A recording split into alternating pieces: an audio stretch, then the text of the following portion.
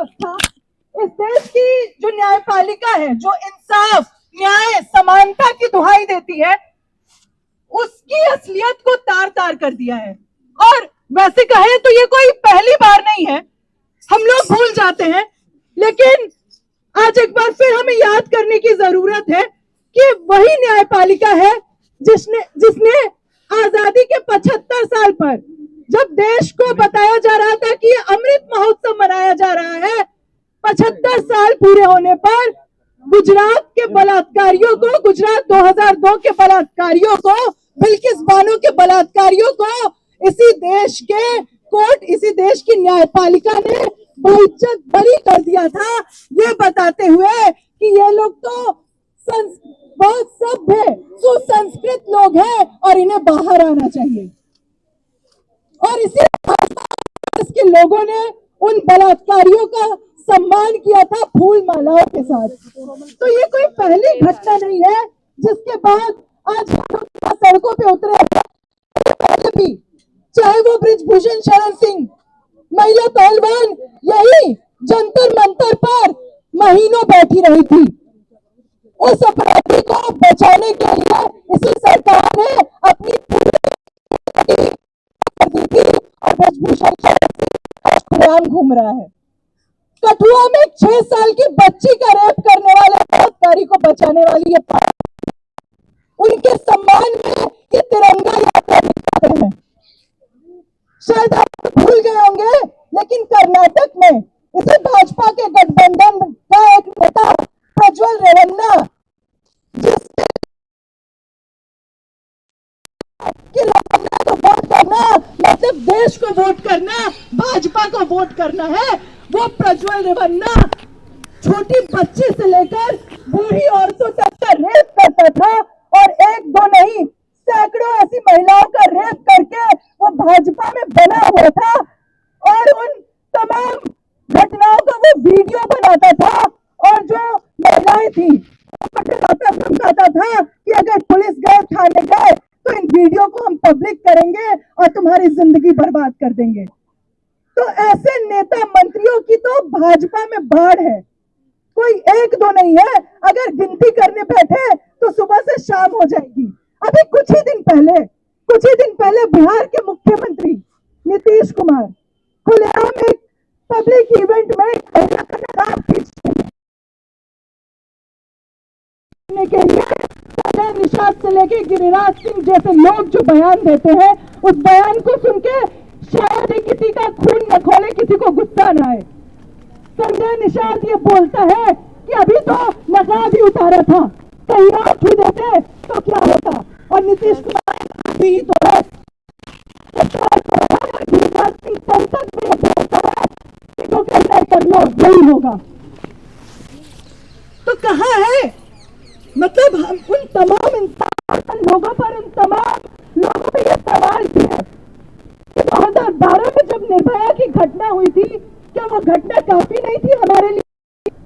क्या वो घटना हमें नहीं बताती थी कि अब हद हो चुका, लोगों का गुस्सा सड़कों पर फूटा, लेकिन महज कुछ कानून बनाने से, कुछ नियम बनाने से हम भी जानते हैं चीजें नहीं बदलने वाली है।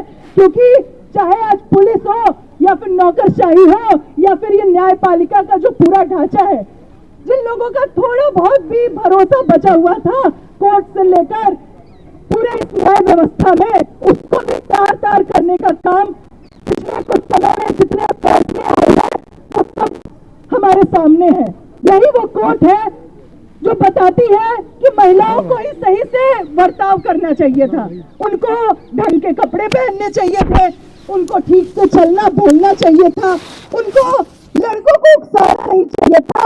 और यही वो कोर्ट है जो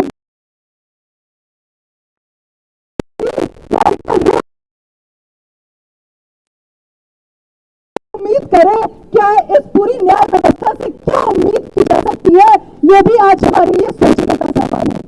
जहाँ एक तरफ संसद में अभी 2024 के चुनाव में जितने सांसद जीते हैं, एडीआर की रिपोर्ट बताती है उसमें 46% जो सांसद है उन पे गंभीर आपराधिक मामले दर्ज है। यानी 251-52 ऐसे सांसद हैं, तकरीबन आधे, जिन पर बलात्कार, हत्या के मामले दर्ज हैं जो हिस्ट्री सीटर्स हैं। तो ऐसे लोग आज हमारे लिए कानून न्याय बना रहे हैं, हमारे लिए नीतियां बना रहे हैं।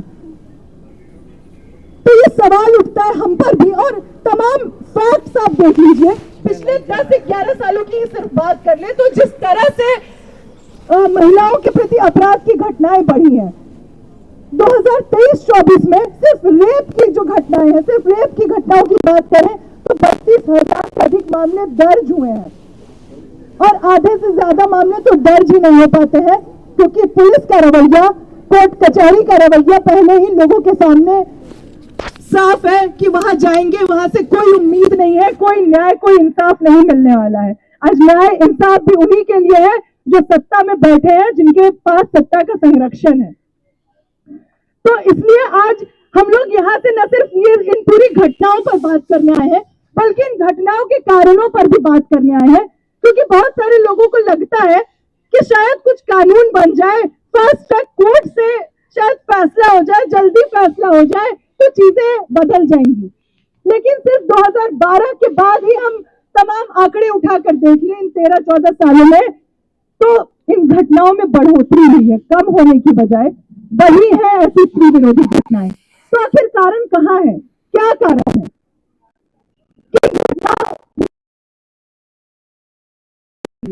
तो सबसे पहली जो बात है वो यही है कि आज खास तौर पे जब भाजपा ऐसी घटनाओं के बढ़ने के पीछे का कारण में बैठे लोग हैं, वो खुद इतनी घोर स्त्री विरोधी मानसिकता के लोग हैं जो ये मानते हैं कि स्त्रियां तो पुरुषों की पैर की जूती हैं, उनको पुरुषों के अधीन रहना चाहिए, उनको घरों में चूल्हा चौखट करना चाहिए, वो बच्चा पैदा करने की मशीन है। ये वही मनुस्मृति को मानने वाले, उसकी पूजा करने वाले लोग हैं जिनके नेता मंत्री रात को घर से बाहर ही क्यों नहीं करती हैं। तो ऐसे में जब अपराधियों, बलात्कारियों को संरक्षण देने के लिए पूरी व्यवस्था काम कर रही हो तो इन घटनाओं का बढ़ना तय है। लेकिन ये घटनाएं सिर्फ इसका कारण ये नहीं है, इसका कारण आज मौजूदा जो व्यवस्था है, जिस व्यवस्था ने औरतों को, महिलाओं को, उसके शरीर को भी एक खरीदने बेचने की वस्तु, एक माल के तौर पर बदल दिया है कि औरतों का शरीर एक भोग की वस्तु है, उससे अधिक कुछ नहीं। जैसे तमाम सामान बाजार में बिकते हैं, वैसे ही औरतों का शरीर भी बिकने वाला एक चीज बन के रह गया है।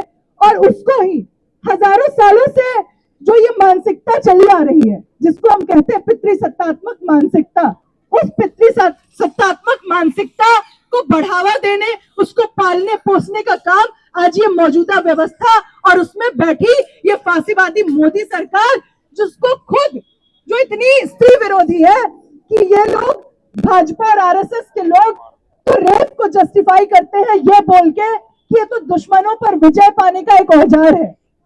तो ऐसे में आज इनसे कोई उम्मीद, कोई इंसाफ की बात करना तो बेमानी होगी।